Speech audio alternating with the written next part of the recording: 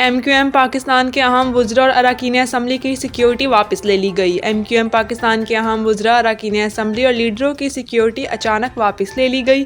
ذرائع کے مطابق وفاقی وزیر خالد مقبول صدیقی، فاروق ستار، مصطفیٰ کمال، انیس قیم خانی کی سیکیورٹی واپس لے لی گئی ہے۔ اس کے علاوہ سندھ اسمبلی میں MQM کے اپوزیشن لیڈر علی خورشیدی کی بھی سیکیورٹی واپس لے لی گئی۔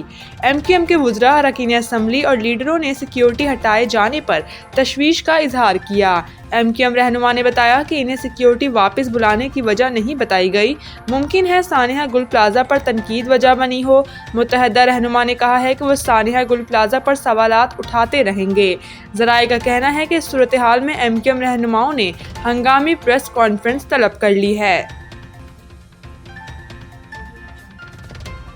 وزیر اعلیٰ پنجاب کی ہر ضلع میں اسٹروک مینجمنٹ سینٹر بنانے کی منظوری۔ وزیر اعلیٰ پنجاب مریم نواز شریف کی جانب سے ہر DHQ میں نیورولوجسٹ اور پیڈز نیورولوجسٹ تعینات کرنے کا اصولی فیصلہ کر لیا گیا۔ ہر ضلع میں ایک ڈاکٹر اور نرس کو فوری طور پر 3 ماہ کی اسٹروک مینجمنٹ ٹریننگ کرائی جائے گی۔ مریم نواز شریف نے فوری طور پر اسٹروک پیشنٹ کے لیے ٹیلی میڈیسن پروجیکٹ شروع کرنے کا حکم دیا۔ ضلعی ہسپتالوں کے ڈاکٹر فالج کے مریض کے فوری علاج کے لیے اسپیشلسٹ اور کنسلٹنٹ سے ٹیلی فونک رابطہ کر سکیں گے۔ وزیر اعلیٰ نے اسٹروک مینجمنٹ سینٹر کے لیے نرسز ٹریننگ پروگرام شروع کرنے اور فالج کے علاج کے لیے عوامی آگاہی مہم شروع کرنے کی ہدایت کی۔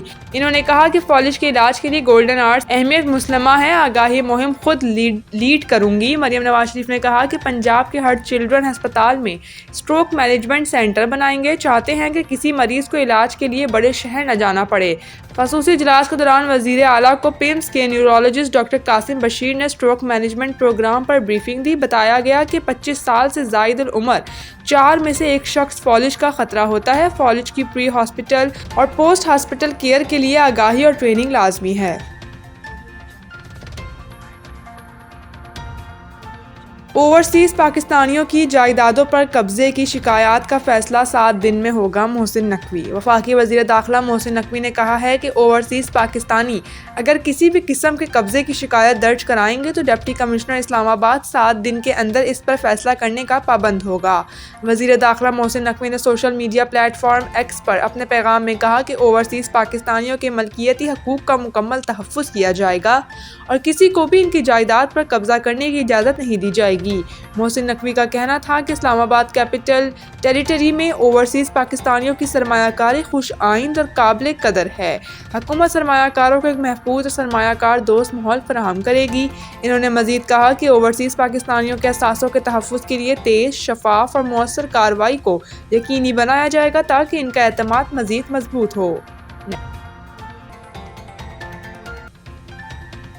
ملک کے بالائی علاقوں میں شدید برف باری سے موسم مزید سرد، رابطہ سڑکیں بند، نظام زندگی مفلوج۔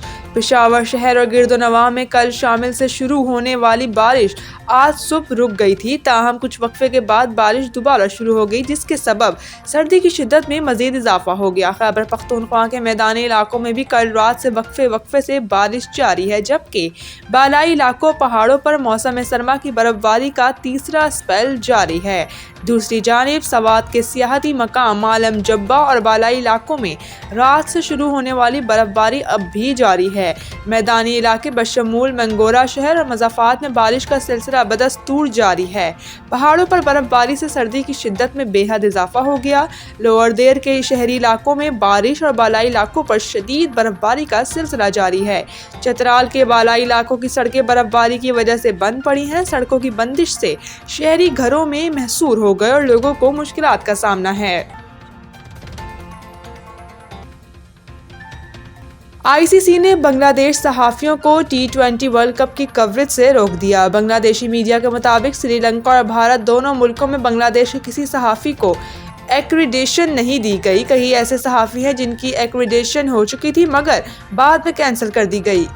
بنگلہ دیش کے صحافی نے میڈیا سے گفتگو کرتے ہوئے بتایا کہ ایک صحافی کو 20 تاریخ کو ایکریڈیشن کے ہونے کی تصدیق ای میل آئی مگر بعد میں ایکریڈیشن مسترد ہونے کی ای میل بھیج دی گئی۔ بنگلہ دیش کے سینئر صحافی نے اپنے بیان میں کہا کہ اگر ٹیم نہیں بھی کھیلتی ہے تب بھی آئی سی سی ایسوسی ایٹ ممبرز کے صحافیوں کو ایکریڈیشن جاری کرتا ہے۔ بنگلہ دیش کے اسپورٹ سے تعلق رکھنے والے صحافیوں کی تنظیموں نے جلد آئندہ کے لائحہ عمل کے اعلان کا فیصلہ کرتے ہوئے کہا ہے کہ ہمیں آئی سی سی کی جانب سے صحافیوں کو ایکریڈیشن نہ دینے کے معاملے پر کوئی وضاحت نہیں دی گئی۔